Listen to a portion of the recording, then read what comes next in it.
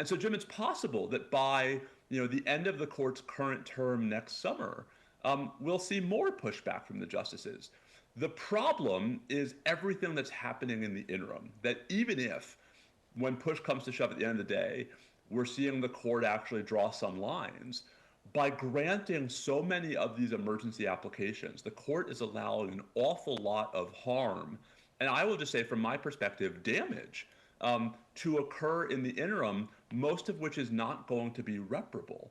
So, I don't know how you unring the bell, for example, of completely dismantling the Department of Education, something the Supreme Court has allowed the president to do through one of these orders.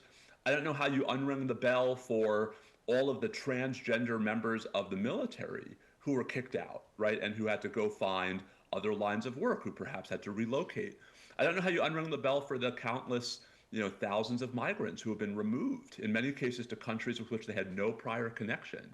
And so it's possible, Jim, that, a year from now, 2 years from now, 5 years from now, the story of how the Supreme Court checked the Trump administration looks somewhat more equivocal and balanced than it looks as you and I are sitting here. The problem is that even if that's true then, we can't ignore and we can't sort of wipe away what has happened to this point.